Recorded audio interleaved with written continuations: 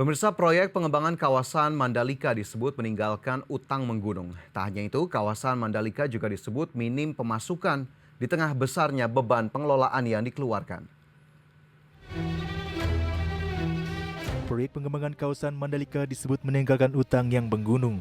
Selain beban utang yang tinggi, kas Injourney selaku BUMN pengelola kawasan Mandalika juga kembang kempis. Karena minimnya pemasukan dari Mandalika, sementara beban yang harus ditanggung perseroan sangat besar.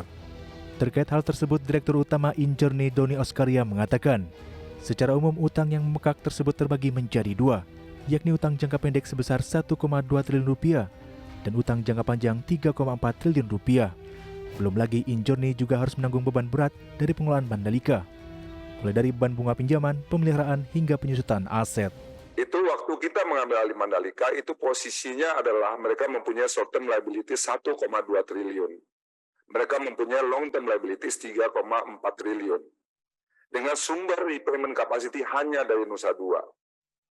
Terus terang saya tidak bisa menyelesaikan yang short term liabilities ini, di mana short term liabilities ini isi di dalamnya adalah pembangunan daripada grandstand dan juga VIP village sama kebutuhan modal kerja waktu penyelenggaraan event, yaitu 1,2 triliun.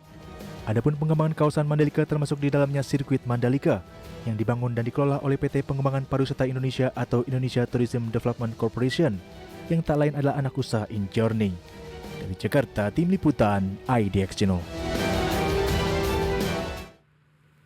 Ya, pemirsa, sirkuit Mandalika menjadi salah satu andalan pemerintah dalam menggait wisatawan, khususnya turis asing ke Indonesia dengan menghelat event olahraga internasional seperti MotoGP dan juga World Superbike. Namun pemirsa, siapa sangka gemerlap event-event tersebut rupanya meninggalkan kerugian bagi Indonesia. Tak hanya rugi, proyek pengembangan kawasan Mandalika juga menyumbang utang 4,6 triliun rupiah yang dipikul Injourney selaku holding BUMN pariwisata pengelola kawasan ekonomi khusus Mandalika. Direktur Utama Injourney, Doni Oskaria, mengeluhkan utang tersebut dalam rapat dengar pendapat bersama Komisi 6 DPR. Doni mengungkapkan bahwa perseroan memiliki kewajiban jangka pendek senilai 1,2 triliun rupiah dan jangka panjang sebesar 3,4 triliun rupiah. Untuk itu, Injourney melalui PT Indonesia Tourism Development Corporation atau ITDC meminta penyertaan modal negara atau PMN sebesar 1,19 triliun rupiah untuk menyelesaikan sengkarut utang tersebut.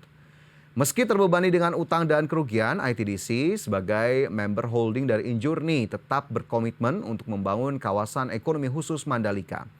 Sementara itu dalam rapat bersama Komisi 6 DPR, tak hanya mengungkapkan tingginya utang yang ditimbulkan proyek Mandalika, Injourney bahkan menyebut akan mencoret ajang World Superbike dari kalender kegiatan di Mandalika. Karena ajang tersebut dinilai Injourney menghasilkan kerugian yang signifikan bagi penyelenggara. Dan berikut informasi selengkapnya.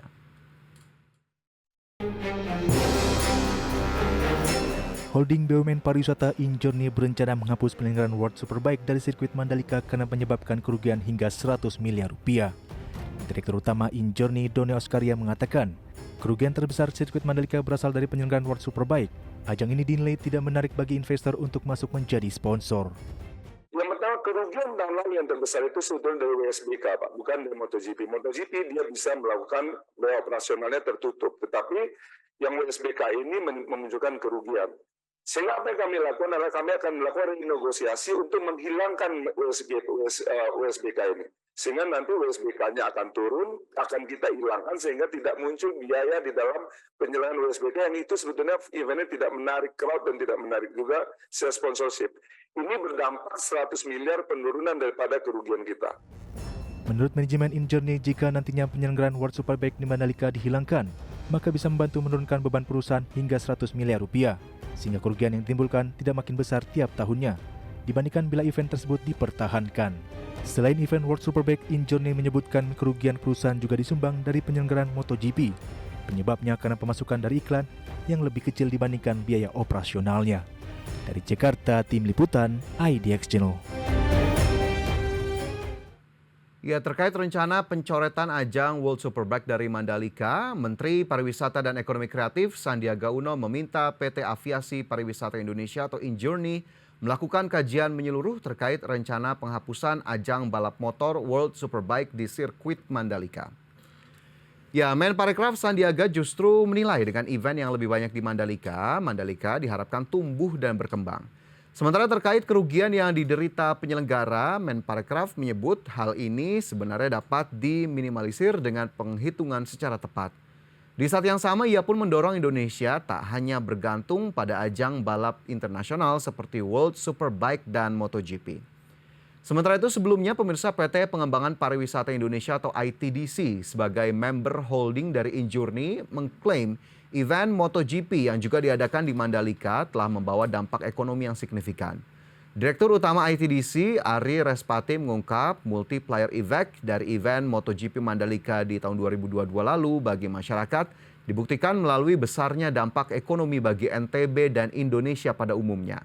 Dampak ekonomi MotoGP 2022 misalnya mencapai 3,57 triliun rupiah bagi perekonomian NTB dan 4,5 triliun rupiah bagi perekonomian nasional.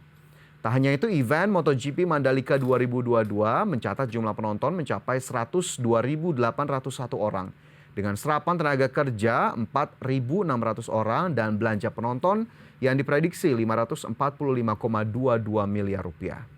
Perputaran uang penonton dari MotoGP 2022 lalu sendiri ini dinyatakan sebesar 697,88 miliar rupiah, kemudian perputaran uang dari promosi 25,86 miliar rupiah, akomodasi 42,7 miliar rupiah dan UMKM 23,08 miliar rupiah. Ya, pemirsa, polemik soal utang proyek Mandalika juga sudah mendapatkan tanggapan dari Menteri BUMN Erick Thohir yang tentunya sudah kami rangkum dalam tayangan berikut ini. Holding BUMN Pariwisata dan Aviasi Injourney belak-belakan soal proyek pengembangan kawasan ekonomi pariwisata Mandalika di Nusa Tenggara Barat yang ternyata meninggalkan utang sebesar 4,6 triliun rupiah. Utang ini terdiri atas kewajiban pembayaran jangka pendek sebesar 1,2 triliun rupiah dan jangka panjang 3,4 triliun rupiah. Menanggapi hal tersebut, Menteri BUMN Erick Thohir beranggapan bahwa utang-utang tersebut merupakan biaya untuk pembangunan infrastruktur karena pembangunan Mandalika memakan waktu cukup lama hingga 8 tahun dan pengembalian keuntungannya yang juga membutuhkan waktu. Banyak yang berpandangan bahwa proyek Mandalika adalah sebuah pemborosan. Menteri BUMN menambahkan Mandalika adalah proyek yang sudah eksis sejak beberapa periode yang lalu. Untuk itu, Erick Thohir menegaskan harus ada keberlanjutan proyek.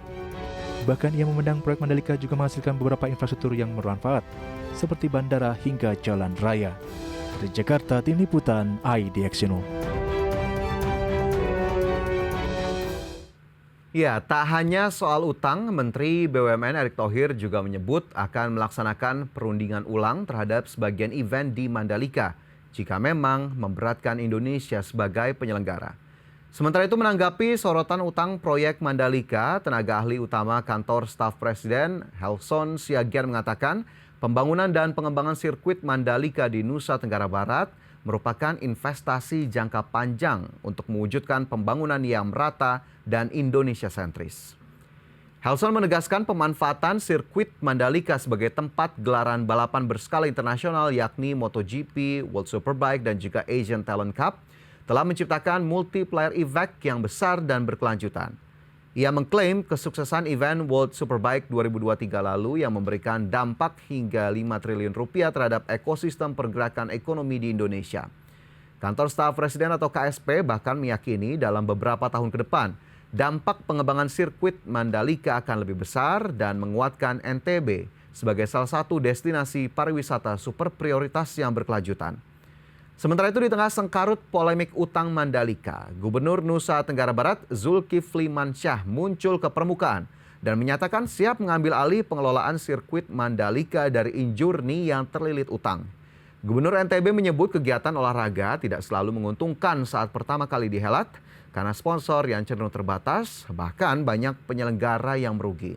Namun Pemprov Nusa Tenggara Barat berniat terus menggenjot pengelolaan hingga promosi agar agenda besar di sirkuit Mandalika bisa menguntungkan atau cuan di kemudian hari. Ya, pemirsa, kita harapkan polemik soal utang dari pengelolaan kawasan Mandalika, kemudian pencoretan ajang World Superbike dari kalender kegiatan di Mandalika bisa menemui titik terang agar kemudian tidak terjadi kerugian yang lebih besar, terutama terhadap citra Indonesia sebagai penyelenggara yang sudah mendapatkan kontrak untuk menyelenggarakan World Superbike dan juga MotoGP di Indonesia, terutama di sirkuit Mandalika. Sekaligus mencari solusi bagaimana kemudian menanggulangi utang dari pengelola kawasan Mandalika dan juga mendatangkan keuntungan agar kemudian tidak terus-menerus mengalami kerugian jika memang event internasional ini tetap diselenggarakan di Mandalika ataupun di Indonesia. Dan pemirsa, kita cukupkan informasi di segmen ini. Pastikan Anda masih bersama kami, IDX for Session Closing akan segera kembali.